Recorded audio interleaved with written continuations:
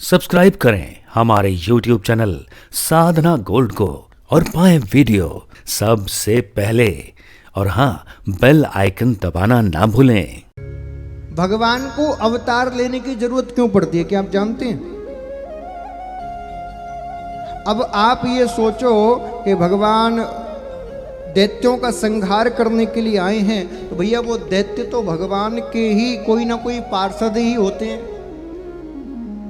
जो रावण और कुंभकर्ण थे वो तो भगवान के ही पार्षद जय और विजय थे। तो भगवान को क्या दैत्यों का संहार करने के लिए धरती पर आने की आवश्यकता है?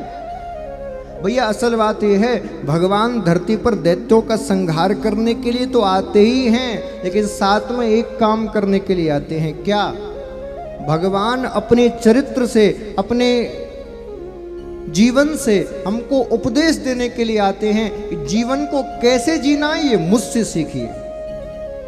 हमें जीवन जीने की कला सिखाने के लिए भगवान आते हैं। आप मुझे बताइए, क्या आपको लगता है कि राम जी केवल रावण को मारने के लिए आए थे? यदि रावण को मारना होता तो कब के मार देते।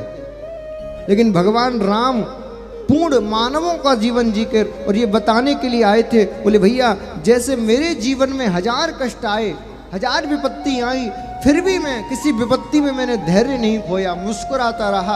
आपको मुझसे सीखना चाहिए कि कैसी भी संसार में विपत्ति आ जाए, जीवन में कितनी विपत्ति आ जाए, अपना धैर्य मत खोइए, अपनी मुस्कुराहट को दूर मत करिए। इसलिए भगवान आते हैं।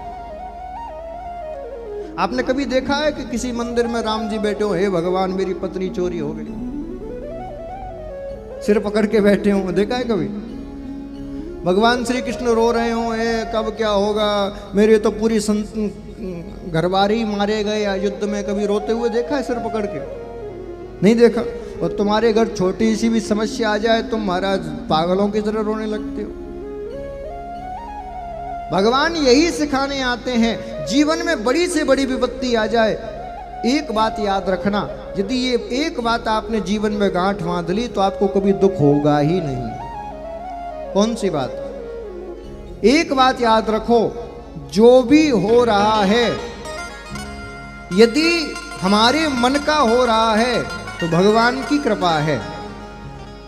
यदि हमारे मन का कुछ हो रहा है तो भगवान की कृपा है, और यदि हमारे मन का नहीं हो रहा तो भगवान की इच्छा है।